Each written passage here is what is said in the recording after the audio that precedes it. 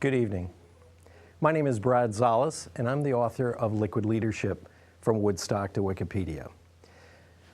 How many of you are dealing with generational issues in your life? Whether it's school, at work, or maybe at home. Well, you're in for a treat tonight.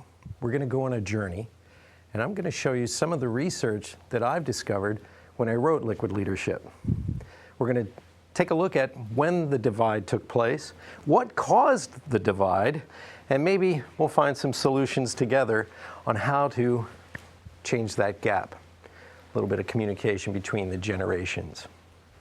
So you ready? Yeah. Let's get started. Yeah. What happened to the future? What happened to the future? Some of you are looking at me like, why are you asking that question, Brad? Well, I'll tell you why. Depending on which generation you were born into, you were promised, as kids, a particular type of future. Baby boomers. You were promised that in the year 2000, technology was going to solve all your problems. Remember that? When you were riding around with the banana seat bikes, the 8-track tapes, the Farrah Fawcett posters, yeah, Vietnam, Richard Nixon, you remember those days? Yeah. Yeah, you remember. By now, you were supposed to be living in a domed city on the moon. You were going to be flying to work with a jetpack. Yeah. You were going to be Captain Kirk sitting in the command chair of the Enterprise battling Klingons in the neutral zone. All right, maybe it was my future. Maybe that's what I wanted. But this wasn't science fiction. This was in your toys. It was in your movies. It was in your TV shows. Even your teachers were having you do assignments, asking you what it was going to be like in the future. Boomers, you watched the first man land on the moon. This future was real. It was going to happen. It was just a matter of time. I wanted to be an astronaut because it's a job title. But I was concerned because I had a big head as a kid, little body, big head. I was afraid NASA wouldn't have a helmet big enough for me. I would be the first astronaut to actually look like my bobblehead version. So the year 2000 came and went, and what did we get? What future did we get? My 25-year-old next-door neighbor walked up to me the other day and he goes, "Dude, you know why I bought my house next door to yours?" So I played along. I'm like, "Why?" He goes, "Because I could see your swimming pool from your backyard from Google Earth." I'm thinking, great. My neighbor can see my backyard from space, but I can't get a decent cell phone signal. And he looks at me like, "You're welcome."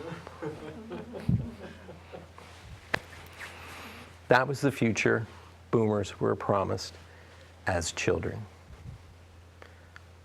But if you were born after 1977, you received a very different future. You got speak and spell toys that could talk to you.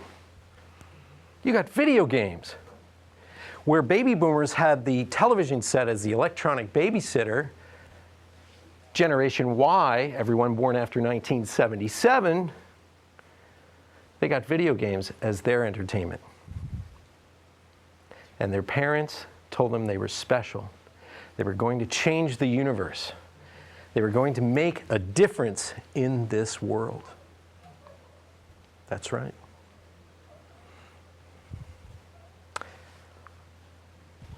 What was the coolest toy, the most interactive toy to baby boomers? Do you remember? Let me show you. The GAF Viewmaster.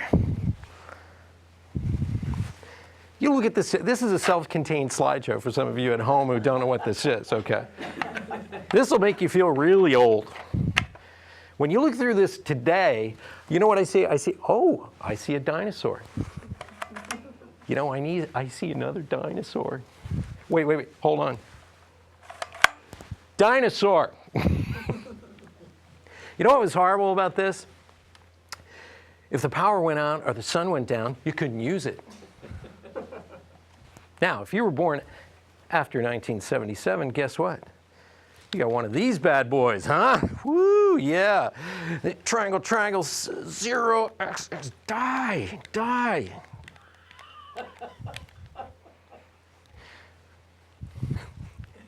Generation Y got the toys that baby boomers were promised. You got the future we wanted. You think we're disappointed?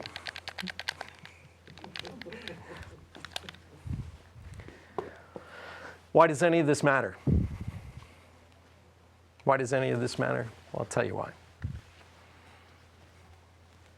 1995 is a very important date in business history.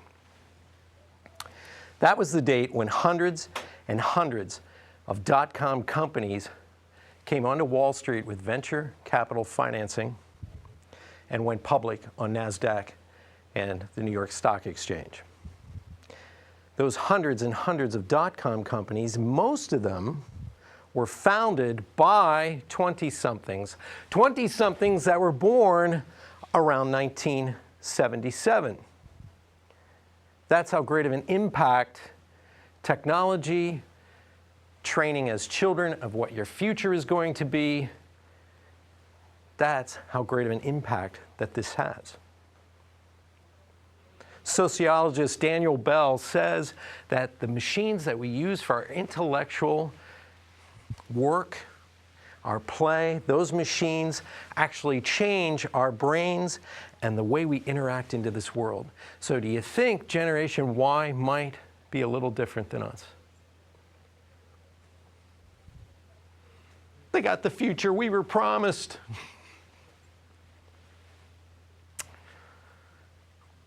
I co-founded one of the very first dot-com companies to go public back in the 90s, K2 Design. Now, a few years before that, my business partner came running into my office and he says to me, "We have to be an internet company, man." And I'm savvy. You know, I'm a businessman. I like technology. I looked him dead in the eye and I go, "What the heck is the internet?" Now, some of you are laughing, but you have to realize back in the early 90s, a lot of people didn't really know what the internet was. It was email. Remember? Or it was a static page. And most people were going, why would anybody want to do business on the internet? There was a revolution going on, and I was in the middle of it, but I didn't know. I'm going to ask you, are you in the middle of a revolution right now and you don't know it?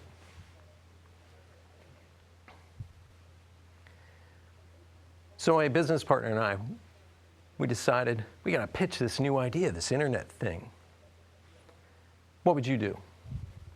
If you were a new business owner trying to get across a new media to a group of people that didn't know what the new media was about, you'd do what I did. You'd fake it. You'd buy a laptop, which was a newfangled device back then. You'd put a proprietary browser on there, fake, with the Netscape logo that pulsed like you were online, man. Yeah. You put in hypertext links, static pages, make it look like you were online. All fake. In the software industry, we call that selling vaporware. Now you take this laptop presentation around, and it's pretty cool, it's pretty simple, but every single person you show it to, they still don't know what you're talking about. But now, they want you to make the same laptop presentation for them. Very annoying. But eventually a miracle takes place. We started pitching to much older executives in their 60s, seasoned, 35 years business experience. We're showing them this laptop presentation. A laptop presentation no one understood was the internet until this day. And this 60-year-old executive looks us dead in the eye and he says, could you guys create a CD-ROM hybrid with a proprietary browser that would take us to a password-protected section of our website? Could you guys do that, could you? What would you do? You'd sit there in stunned silence, which is what we did. We're like, yes, yes, we can do that thing you just said. Now, we knew we could do the work because we were doing graphical user interfaces at that time. We had the technologists on board who could also program. They knew what they were doing as well. So we knew it. We just needed a shot. And this is how we landed our first big project, which was a CD-ROM hybrid for Chase JP Morgan annual report. My company also went on to do the Garry Kasparov Chess Challenge for 2 years in a row, the live event. But this started to be the norm. When we would pitch to older executives, they all understood the technology. They knew the revolution that was taking place. And it became so common, we had to stop and ask them, how do you know so much about the technology? And their answer was astounding and yet simple at the same time. They're grandkids. You're laughing. Your grandkids, right. Here across every household in America, if the executive had grandkids, this is what was playing out. Grandma, Grandpa, please come, let me show you. And they'd pop in a game, a CD game, play it for a little bit, and then go online to buy something or play more of the game. Didn't matter if the executives were male or female. If they had grandkids, they understood the internet. Now we were like, whoa, we're on to something here. But instead of just trying to pitch to older executives, we decided to analyze all the business sectors we were going after. And we discovered the most amazing thing. At the very top of every organization, if the executive team had grandkids, they understood all the technology. They knew the revolution that was taking place. At the bottom, at entry level, young college students coming out of school understood what a T1 was, what a T4 connection was. They knew what a CD-ROM hybrid was. They knew what digital archiving could do. They understood the difference between the World Wide Web and the internet. At the top was all this ideas. At the bottom, all this newness. And in the middle, they were in the middle of a revolution and they didn't know it. So I ask you, are you applying some of the skills of these grandparents who listened to the youth in their companies and in their lives and started to look at these changes, not as something to fear or to put a wall up against, but to delve deeper into, to listen? Are you bringing grandparent skills with an open mind and an open heart to the table? Let's go a little deeper. You ready? Let's see how boomers think and how Gen Y thinks. Baby boomers, how did you learn? You were taught to listen to the teacher, obey the rules, study hard, work hard, pass the test, and move ahead. Effort, testing, meant reward. And when you got out into the workforce, you did the same thing. And I know this for a fact. I'm a baby boomer, so I know how this works.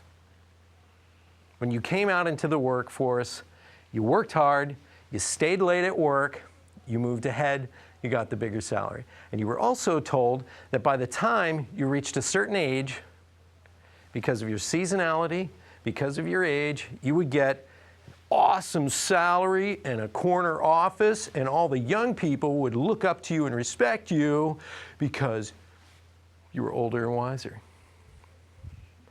How's that working out so far? It's not. Something changed. The great thing that baby boomers can do is take copious amounts of data and information, decide what is good, what is not so good, run it through kind of a discernment in our brains, and take action.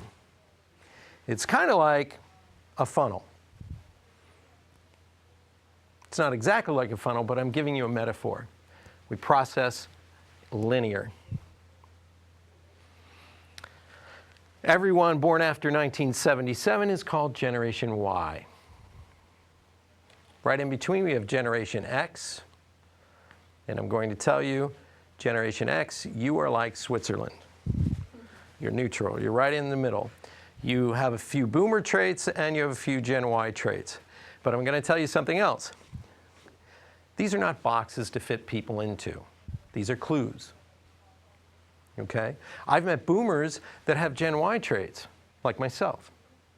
I've met Gen Y who has boomer traits. So these aren't boxes to lock people into. They are just clues to watch for in your home, at work, or at school. What was the #1 box office movie in 1977? Who can tell me? Yes! Star Wars. Now, why does that matter? Star Wars. Yes. What was the second biggest box office movie in 1977? Smokey and the Bandit. Sally Fields and Burt Reynolds. A pure boomer movie. But back to Star Wars. What Star Wars did was it put in our subconscious sort of a ubiquitous idea of how to use technology in our lives, in the background. Whether it's a little digital device or it's robots, whatever, we're going to use that technology to fight off good and evil, right? That was the #1 influence because it was the only movie, actually it was the first movie to spread this kind of idea all over the world. Just about everybody in 1977 to 1978 saw Star Wars somewhere on planet Earth. The second thing to influence in 1977 was video games. Magnavox and Atari introduced the first home unit into the household. Now, those first video games didn't seem like much. Ms. Pac-Man, Blackjack. But by the time 1984 and 85 rolled around, Nintendo got into the game, and we were looking at multi-level, multiplayer games. And what does a video game do to the individual? It makes you a hero inside your own reality. You're the executive producer, you're the actor, you're the writer. What do you do also in a video game? You learn all the politics, the rules at the level. You jump in and take action first, and that's how you master. You fail thousands and thousands of times. Boomers, linear. You have to earn the right. Video games teach a whole generation, leap in and learn as you go. At each level that you learn, you master certain skills. You look for the mentors. You discover the politics and the rules at that level. And when you graduate to the next level, discard all of it. Because at the next level, the rules change. In his book, Future Shock, Alvin Toffler said the illiterate of the 21st century are not those that cannot read or write, but those that cannot learn, unlearn, and relearn. That's where we're at right now. So, baby boomers' brains work like a funnel. How do you think Generation Y's brains work? Like an amusement park.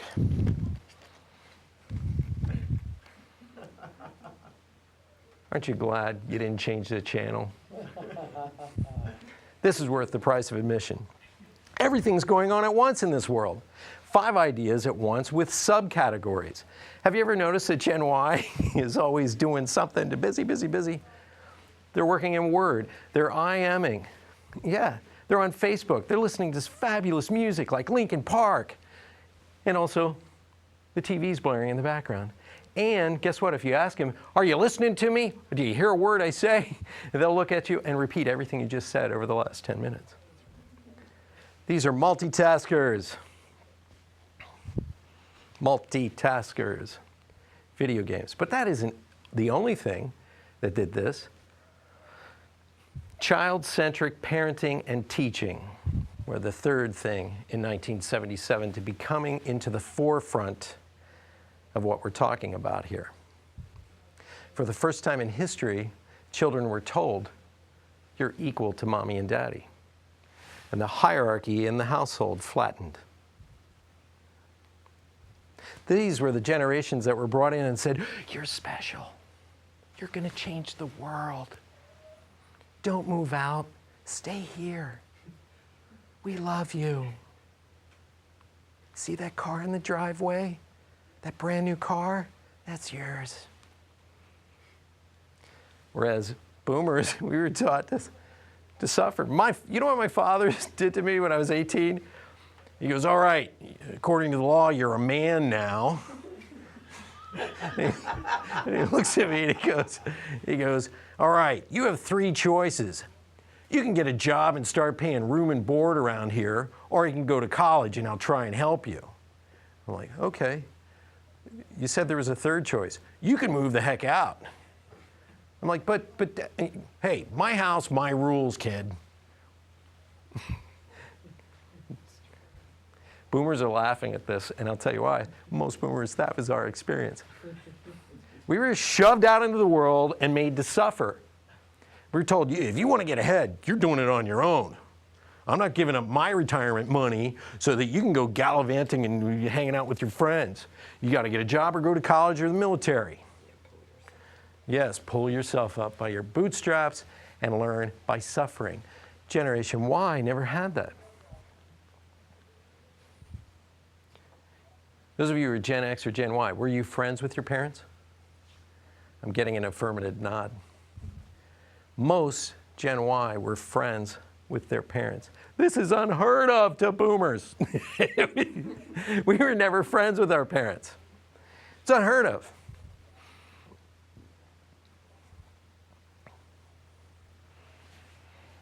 Sounds crazy, doesn't it?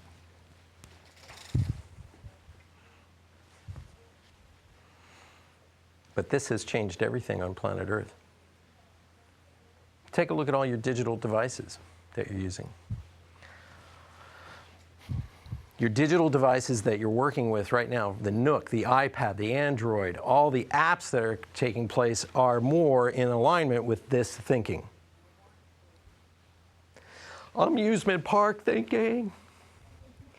Have you ever taken a kid to the amusement park? What happens? When it's time to stop, they don't want to leave. There are no boundaries in this world. It's always on, 24 hours a day. There's an idea in their head. They wake up at 2 o'clock, they check their email, they do something, they do work. There's a roller coaster, a water slide, popcorn, let's hang out, let's do this. There's always something going on. Over here, a lot of rules. You shouldn't be doing that. You should be doing this. Boomers, what are we doing over here? Most of us are standing here going, you know, when is Gen Y gonna calm down and get a minivan and a mortgage and have some kids and get exhausted like us? And Gen Y's over here, and they're going, why are you using full sentences when you text? U is U, the letter U, and R is the letter R. Stop with, Mom, stop writing War and Peace. Right? How many of you do you text because of your kids? Most people text because of their children. How do we fix this? This is a dramatic divide, don't you think? Yeah. But I'm going to tell you something you may not see. Left brain thinking, right brain thinking. Left brain is very linear. It processes information logically. Time, language, everything has to work. Over here, we have a multiprocessor. The right brain is a multiprocessor. Generation Y is the first generation to ever actually be indoctrinated into using right brain thinking. Their methodology is right-brained. Yes. So how do we close the gap? We got to do it quickly at Mach 1.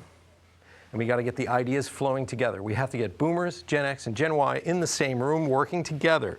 If we don't do that, when we communicate to each other, we're not saying the same things.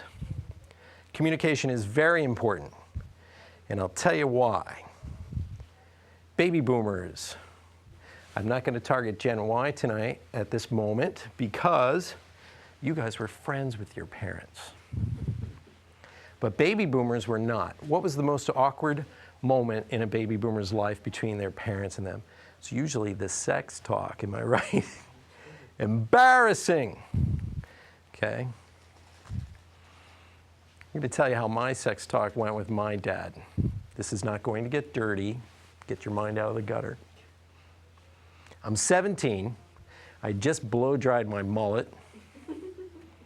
The 70s, don't judge. I had a silk shirt on that I just ironed. Had a beautiful scene on the background of a stream. I had bell bottoms on. I had a hot date with a cheerleader, Lori Savoring. Yeah, you know what I'm talking about.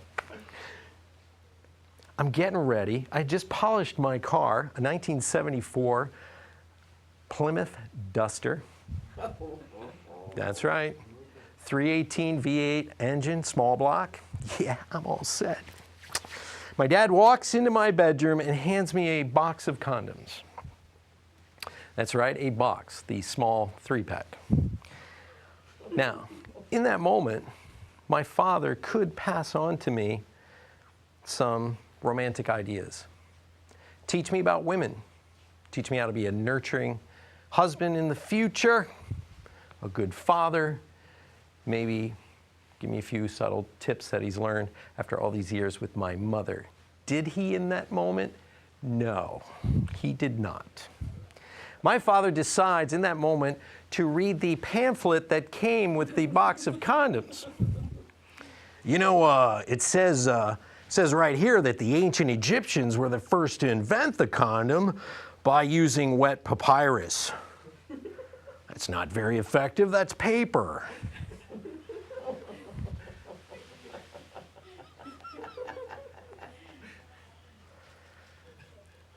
All right, son, you have a good date.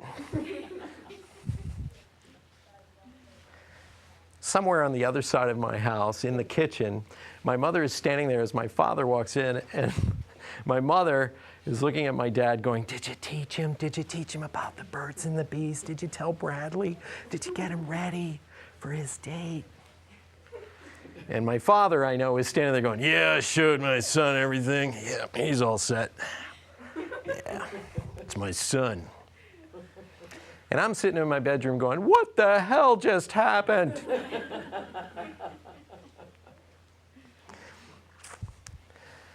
Communication between the generations nowadays is that disconnected. Very disconnected. On one side, we're saying one thing. I hear it. You know, I research a lot of boomers. I talk to a lot of boomers. And what I'm finding is they expect Gen Y to stay late. Gen Y doesn't understand why. If I can get my work done in 2 hours, why do I have to stay 8? This was the generation that was taught to use and manipulate digital information before they could read and write. There's a great book out by Marianne Wolfe called Proust and the Squid. And she says, when we hang out with our parents, we kind of naturally pick up speech. Simple. Speech is the first thing we learn. It's primary to our brain. As we grow up, we are taught reading and writing. That comes secondary. except for everyone born after 1977. Their primary function was to manipulate electronic data before they could speak. Then they learned to speak. Then they learned reading and writing. This is why a 3-year-old can program a digital video recorder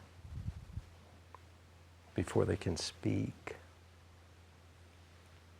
Boomers don't have that skill. How many of you who are boomers picked up the computer when you were 20 or 30 years of age? Maybe even 40. It's so secondary, maybe even the last thing on our list that we learn. We actually have to think to use a computer. We actually have to think and retrain ourselves to text. There's a great article I recommend that everyone go check out. It's in the Atlantic Monthly in August of 2008. Nicholas Carr, and the title of the article is Google Making Us Stupid? And the STOOOOPID, like Google, is in there. And he cites all this information I'm talking about. And he actually went on to write a book called The Shallows, What the Internet is Doing to Our Brains. I recommend those along with my book. This will help you deal with your teenagers. This will help you deal with some of the issues in your household if you know that your children or your students or some of your employees are thinking completely differently. Now, a couple of years ago, we did some interviews with some companies while I was working on the book. And these interviews were actually with companies that were doing cutting-edge work. But I found the young people on staff incredibly dynamic. And we're going to take a look at this first video, and this is at a company called Lounge Lizard. And Lounge Lizard is a web development company, and they migrate a lot of companies' systems online. They can take your whole business and make it an e-commerce website. So I've always wanted to say this, let's roll the tape. My name is Allie Lambert. I'm the project manager and information architect here at Lounge Lizard, and while keeping the user in mind, I try and make the happiest medium between design and development. Well, everyone is so nice, and I'm learning so much from everyone. I just graduated, so I'm learning project management, and I came from a design background, so I like seeing what the designers do here, and I did a little bit of development, so I like seeing what the developers do, and it's just an amazing place to work. Everything is so exciting. The projects that we come up with are amazing, so I really enjoy working here. My name is Jason Stevens. I'm Senior Account Executive here at Lounge Lizard. And if you use like GM, for example, GM could have solved this problem just by listening to the customers. If they had the technology that was out there right now, they would be able to see that people are dying for technology they had 10 years ago. I mean, they had an electric car 10 years ago. If they were to talk to their customers and see what they wanted rather than having to make something and hope it sticks, that kind of stuff can save huge companies, can save huge industries and huge countries. Now, Allie, at that time, was right out of college. She was about 23 years of age. And Jason was 26, 27 years of age. And you can hear how dynamic they are. Allie wanted to be a project manager and a designer, and she's passionate, she's involved, she wants to get into this new career. And Jason is just smart as a whip. When I asked Jason on a particular project I was working on, I asked him for his input. He was telling me all about GPS alignment of cameras, where you can take pictures all over the world and then upload them, and you can find out where the longitude and latitude lines are, and then upload those to your social network. And I'm like, huh? Incredible, incredible young people today. They're doing dynamic work, more right brain work, virtualization kind of work, working with technology. Look at the apps that you're using on your phones. Doesn't matter where you are in the world, where your location is, you can do business from a cell phone. This is amazing. Our next video actually comes from a young man that is named Jordan English Gross. Jordan, at 27, was sitting on a multi-million-dollar corporation named Sabre 7. They started this company in Manhattan in a loft, and they decided to do it like MTV Real World. And they filmed it, and they lived together as they were incubating and creating this dynamic company. And then they created their first couple of products, one of which was Dorothy.com, a lifestyle website. So we're going to take a look at Jordan as I interviewed him. It's amazing what he's saying, but let's roll the tape.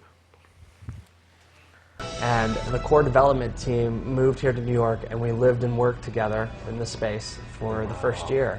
So That's unusual. That's very unusual. How was that? it was phenomenal. It was the best experience of my life. But I don't live here anymore, but I don't feel any different. And so it really rooted our culture and our process where, I mean, for the first year, we were surrounded by the idea 24 hours a day, 7 days a week, not in a forceful or uncomfortable way, but something that really continued to nurture that fragile thought and that idea into something that was viable. The other thing that that does is it changes the culture in a way, and I think it speaks to where we're headed, where the people don't really just want to go to work and have a job, but the intersection of your work life and your play life and your social life and your interests, where it all just kind of melds together into one thing. And we did that ourselves through living and working here,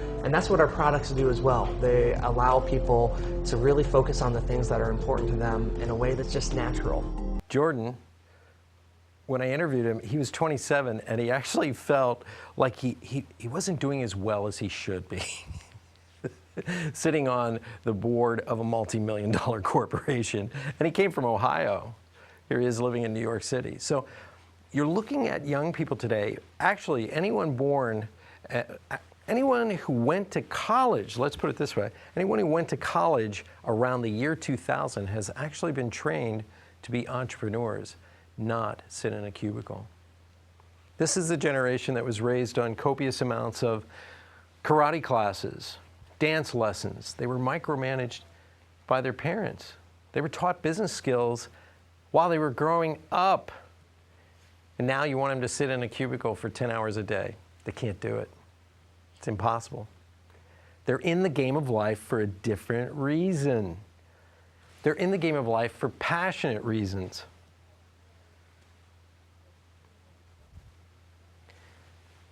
How do we get these two together? Idea flow. Idea flow between the two. We have to start here with the communication and letting go of our preconceived notions and our rules that we have in our heads. They're very strict, and they can get in the way of seeing the aha moment or the creativity or those amazing moments. There was this woman named Joanna, and she was homeless, almost, living on welfare. She had 2 children, and she wrote an amazing book in a coffee shop in England. And she's writing every day on long note paper, thick. When her book is ready, she decides to copy it and mail it to all the publishers she could mail it to. They have a very strict criteria in publishing. It either has to come as a PDF, you have to send out a query letter, you have to do all these rules and regulations, and this is how it works. As a matter of fact, when I went to get my book, Liquid Leadership, published, everybody was looking for the next Harry Potter. That's who I'm talking about, J.K. Rowling. When she took that battered manuscript that she wrote longhand, every publisher took it, threw it in the garbage. Doesn't fit our criteria. One of the most creative novels to ever come down the road in years, and they threw it in the garbage because it didn't meet their strict standards and rules. Baby boomer rules. When she finally did get a publisher, guess what? They were like, oh, no. We have to change this. 10-year-old boys don't buy books written by women. We have to change your name to J.K. Rowling. That way they don't know. 10-year-old boys don't buy books about wizards. We have to put a train on the front cover. They did all this because they were afraid. Look, it's about passion. You have to engage your reader. You have to bring them to the table by opening the heart. Look at everything you've bought over the last 25 years. Anything that makes you go to the movies, or you want to get involved in, or you want to read, or you want to take part in, comes from passion. Emotional, raw passion. Get in there and find the creative pulse. But we can't do that unless we drop the rules.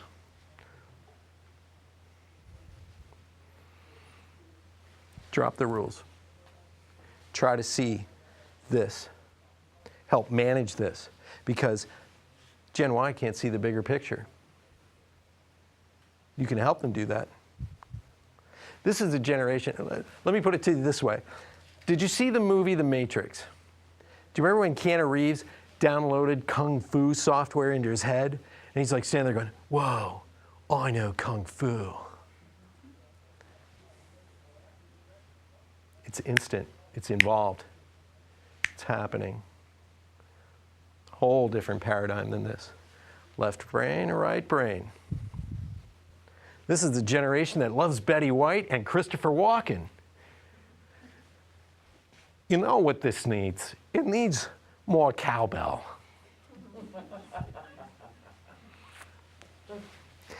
We have some time for some questions and answers.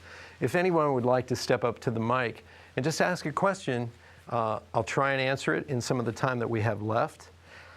And maybe I can help you with your Gen Y issues or your baby boomer issues or whatever issues. Go ahead. Go ahead. Yeah, Brad, you spoke about the communication gap. Mm-hmm. So if we were to, if, say, for instance, we didn't have many Gen Ys around us, what would you suggest if you were a person who wanted to continue to open that communication? Mm-hmm. Say you wanted to start something new, an entrepreneurship, Mm-hmm. and you wanted to start a business, but you wanted to include that kind of person. What would you say to that? Susan, you hit on something that I think is very important. I've walked into the board of directors rooms and I see nothing but people who are older than 40. And I have to ask myself sometimes, well, where are your Gen Y? Because your business model might be out of date in the next 5 years and replaced with software or an app. So I recommend to everybody, if you don't have Gen Y in your life or Gen X in your life, get them into your life quickly, especially the graphic designers. And I point this out in my book because I have a creative background. I come from the creative direction and things like that. And what I've learned is it used to be that a designer or a creative director, what they used to do is they'd pick the colors for a brochure and the typefaces, and they'd work with the writer, okay? That's the old standard. Today's standard is actually your graphic designer has to do an assessment of the graphical user interface based on how the user's experience is going to be. They have to look at copious amounts of data as to how that user is going to interact with the website and then design accordingly. So if you don't have Gen Y in your world, you got to get them in. I was actually speaking at a teachers leadership conference a couple of weeks ago.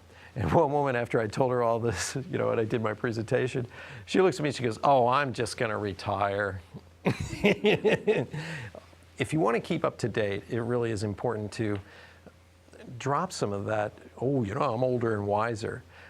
I stay young by hanging out with my nephew and his buddies. They invite me to dinner and sometimes to their concert. They don't see me as older guy. They see me as one of their peers. And that's how Gen X and Gen Y see adults. They see you as a peer. So take advantage of that. Get them into your life, sit with them, ask them questions. Where would you hang out? Start at Starbucks. I know several young individuals that I coach and mentor, they talk to me on Facebook. They're my nephew's friends, some of them. And I know that sounds strange, but you want to know something? We're in a very different world right now. And if you aren't staying on top of some of this cutting edge stuff, you're going to miss the boat. And for me, I take karate and I teach some of these kids as well. And then I can ask them questions. And they get right back to me. They go, oh, Brad, we don't do that anymore. We don't use that kind. We don't watch TV the way you watch TV. Little things like that. You might be surprised at some of the habits that Gen Y has that you wouldn't even know are happening right now, which will destroy businesses over the next 25 years. Tourneau has their flagship store on 57th Street in Manhattan, or at least they used to. They closed it down very quietly. And they said, well, you know, they can't stay there anymore. The lease is up. They're going to move. Well, that's not true. The reality is you have 90 million Gen X and Gen Y in this country who do not wear wrist watches. You have a whole industry being decimated globally. They use their cell phones. Let's talk about real time. Real time? There's no such thing. Functioning in real time. We have something now called virtualization. Some of you may not know what that means, but what that means is right now a person could be sitting on a Skype video call managing their fulfillment house in Germany with some sort of business guru in Arizona. So this virtualization where you're not in a linear space and you're doing work that way. So time has really changed. You might be managing people over 5 different time zones. And it's very interesting, but people don't realize how big of a change this is. I know somebody who manages a multi-million-dollar corporation from their farmhouse. You know, it's sort of like, it's very interesting to see. So virtualization is going to change the way we do business because there's no more brick and mortar that's needed anymore. So, go ahead. Yes, Phil. So, Brad, I like the book. It's full of good ideas. Here's one that's bothering me. Go ahead. Trophies all around. Many of the young people have been awarded trophies for participation. Mm-hmm. Now, I'm sort of old school. You got to earn your rewards, and the recommendation is, you know, lots of feedback over praise and so on. But how do you deal with a generation that's gotten trophies just for showing up? Oh, you hit the big nail on the head. Like I said before, I take karate. So a lot of the young people we have showing up, they aren't in that category. They know they must earn their belt. So like I said before, these aren't boxes to fit people in, but you're right. We have a whole generation that shows up on their first day of work and they expect to be greeted by the CEO and they expect to be walked around and handed a box of business cards. To me, this is coddling. I'm not that kind of leader. I like what Pixar does. Pixar brings in a team together that's multi-generational. They have boomers, Gen X, Gen Y, all ages. What allows you to be on the team is you have to earn the right to be at that table. And each person brings their skills to that table, which is phenomenal because that means it's results only. You don't get rewarded until you get the results. And you'd be surprised at how many of the Gen Yers make the shift when you sit down and explain life to them. Yeah. There's a lot of books out there now that are being written by people that have to explain to Generation Y how to actually engage in the real world. We're not going to give you a trophy because you wore khakis today, you know, and you're right, that has done some kind of damage a little bit. And I have to say, I don't want anybody who's Gen Y to feel like you're being put out in the middle and the spotlight on you. You were raised to have higher self-esteem than us. We were kind of abused, if you want to look at it. Baby boomers were abused. And thank you, Phil. So we went the opposite direction a little too much in telling everybody how special they are. You're going to conquer the world. But here's the weird part. You may see it as arrogance or, oh, get over it already. But you know what? People who believe that they can conquer the world just might. They just might. Go ahead. Hey, Brad, I was going to text you my question, but they told us to turn our cell phones to quiet. No problem. I am of the Generation Y. I'm the type that has a creative brain. I love to do that sort of thing. And I have finally fallen into a position where I can do it from home. I can use that creativity. I can go outside, play with my dog, come back in, get the productivity there, get everything that needs to be there. I find that that's in the IT field mostly. Do you have any recommendations for jobs for people from Generation Y? Just because that seems to be a big thing, the economy these days and whatnot. Everyone's looking for jobs, but Generation Y isn't just looking for jobs. We're looking for a specific type of job. Right. I think you're going to have to abandon the 20th century idea of a job. This is 20th century thinking, and we're a lot of times trying to apply 20th century thinking to 21st century models. And we can't do that anymore because it's not working. So I think we're going to create hybrids of consultancies where someone like you works from home and will Skype and work and be an integral part of a major corporation, but you won't have an office.